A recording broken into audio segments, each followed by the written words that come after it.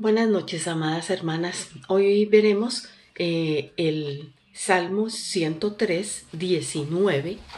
Jehová estableció en los cielos su trono y su reino domina sobre todos. Vamos a orar.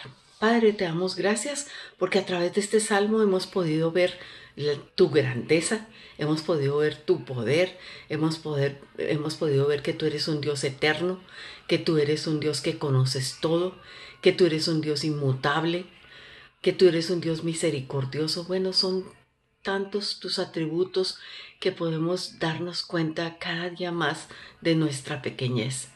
Gracias, Padre, por habernos permitido conocer todo esto de ti y darte gracias porque a pesar de eso nos miraste con amor, nos recogiste, nos limpiaste, nos salvaste. Maravilloso Dios. Gracias. En Cristo Jesús. Amén. Ahora que hemos entendido que Dios es soberano sobre todo lo creado, es necesario que hablemos también de que Él preserva y gobierna todo, dice la autora. A eso se le conoce en teología como la providencia de Dios. Si buscamos en nuestras Biblias, esa palabra no existe.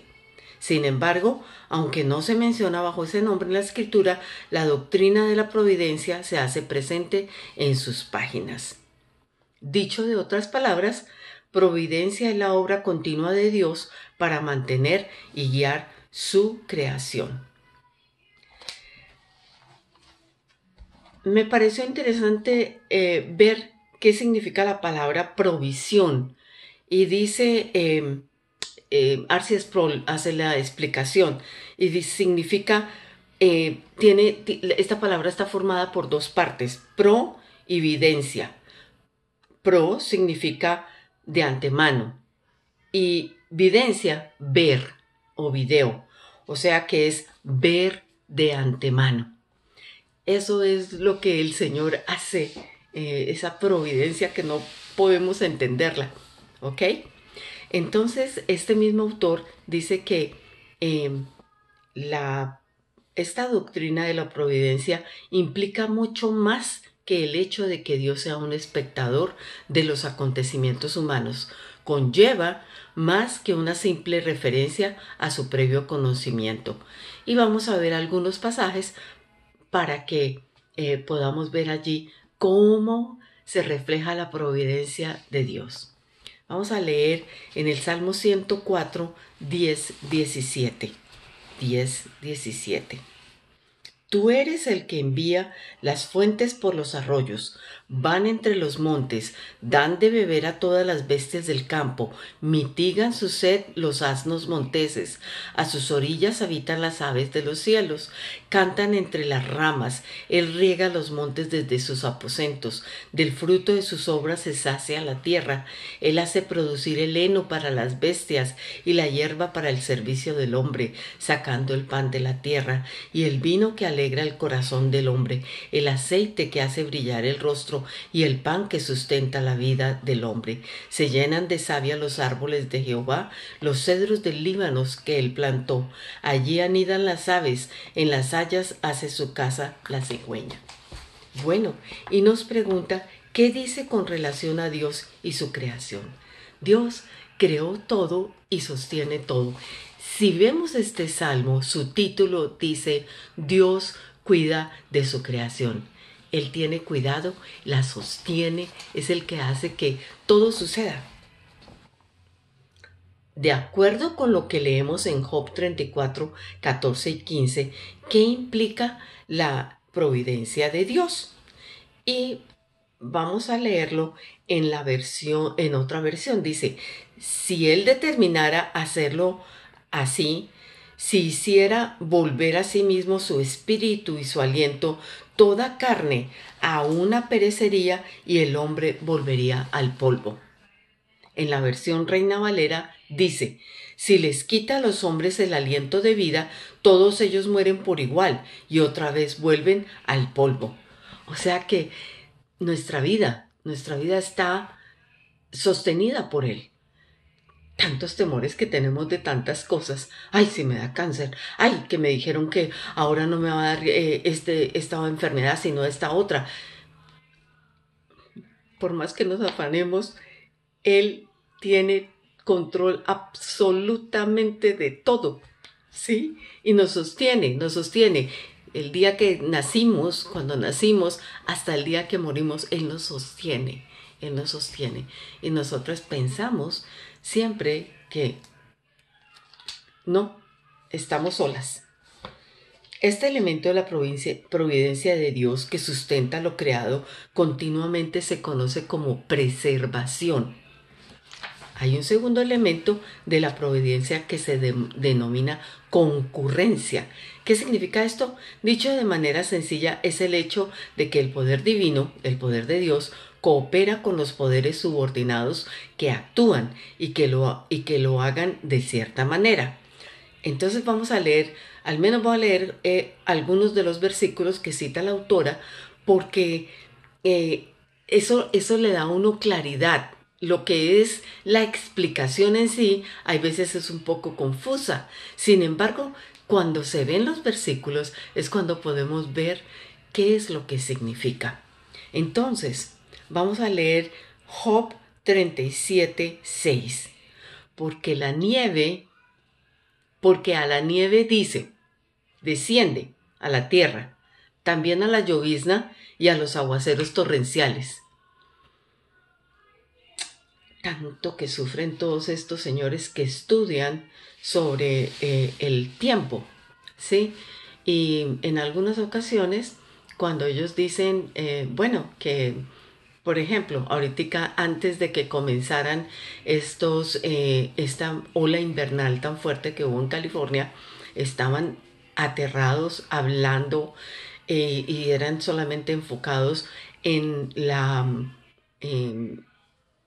en, en, en la falta de lluvia, en la erosión de la tierra y en lo que iba a suceder con los diferentes ríos y que no había llovido y entonces ahora qué vamos a hacer y estamos en un caos total, va a haber sequía por no sé cuántos años. Oh, sorpresa, comenzaron todas estas eh, torrenciales caídas de nieve que hacía, algunos dicen 20 años, 40 años que no sucedían en California. No sabemos exactamente el tiempo exacto de esa medida que ha caído de nieve y ahora de agua, ¿sí? Y, y todos hablando solamente de la sequía. Dios mueve los elementos y dice, porque a la nieve, dice, desciende a la tierra, también a la llovizna y a los aguaceros torrenciales. Ese es nuestro Dios. ¿Qué dice entonces estos versículos? Porque también está el Salmo 148:8, que dice, el fuego y el granizo, la nieve y el vapor, el viento de tempestad, que ejecuta su palabra. ¿Qué dice acerca de cómo suceden las cosas en la creación? Dios las ordena. Nada en nuestro mundo es casualidad. Y el mundo moderno solamente habla del azar. Todo sucedió por el azar. ¡Qué atrocidad! Dios hace que los elementos de la creación actúen según sus propósitos, incluidos aquellos que son inanimados como la lluvia o los que tienen vida como las plantas y los animales. Pero la concurrencia no solo se limita a esto, también se extiende a nuestros asuntos humanos, incluso a las naciones. ¿Qué dice en Génesis 45:5? Que dice en Génesis 45:5, semejante situación la que vive José cuando lo venden sus hermanos y es llevado a Egipto y allí eh, tiene una vida terrible. Lo acusan de que quería tomar a la mujer de Potifar Y bueno, y suceden miles de cosas, pero al final él termina siendo el que gobierna, es el segundo en mando en Egipto, y entonces su familia, que estaba en Canaán, ellos están aguantando hambre y vienen a él, sus hermanos no saben que es José, y al final él les dice: no os entristezcáis, ni os pese haberme vendido, porque para preservación de vida me envió Dios delante de vosotros. La provisión de Dios. Él iba a cuidar de su pueblo a pesar del mal que le habían hecho sus hermanos. Cosa maravillosa.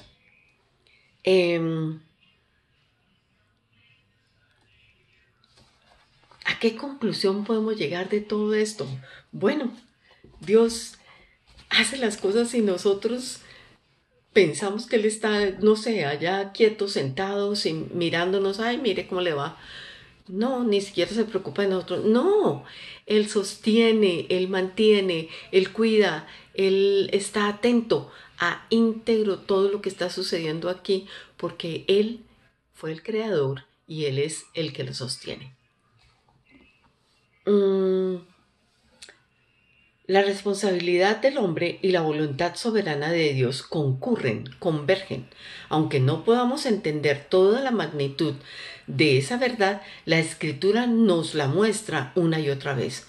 Un ejemplo lo encontramos en la vida de Josué. ¿Qué le promete Dios a Josué? No tengas temor de ellos, porque yo los he entregado en tu mano, y ninguno de ellos prevalecerá delante de ti.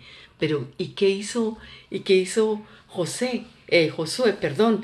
Él dice inmediatamente, dice: Josué salió de Gilgal y avanzada la noche atacó por sorpresa a los amorreos. O sea que Dios me prometió eso, ya, se cumplió, se cumplió. Él creyó y lo hizo, porque Dios en su providencia había hecho que esto sucediera tal como Él lo había dicho. ¿Ves cómo concurren o cooperan la voluntad de Dios y la responsabilidad del hombre? Los hombres no obran de manera independiente, sino bajo la soberanía de Dios, y al mismo tiempo Dios coopera con ellos para que todo lo que suceda esté en función de su plan. Existe un último aspecto de la providencia de Dios, y es lo que se conoce como gobierno de Dios. Con esto quiere decir que Dios tiene un propósito de todo lo que hace en el mundo, y providencialmente gobierna o dirige todas las cosas a fin de que cumplan su propósito. ¿Recuerdas el versículo que estamos aprendiendo? Su reino, en la versión Reina Valera, y su reino domina sobre todos. Y su reino domina sobre todos, todo, sobre íntegro todo.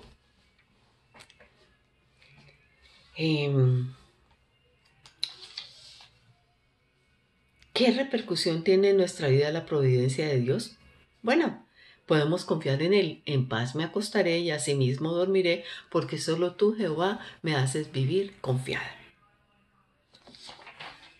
¿Y podemos vivir con gratitud? Toda buena dádiva y todo don perfecto desciende de lo alto, del Padre de las luces, en el cual no hay mudanza ni sombra de variación. ¿Y qué dice ese precioso Salmo 103:2? Bendice alma mía a Jehová, y no olvides ninguno de sus beneficios. Él hace todo por nosotras.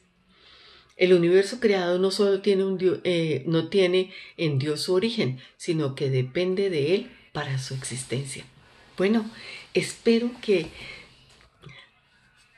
te prepares para el miércoles y estés gozosa pensando en esto tan precioso que es el Señor, nuestro Dios, nuestro Creador, el que mantiene todo, el que sostiene su creación. Que el Señor las bendiga y que continúen estudiando el Salmo 103. Buenas noches.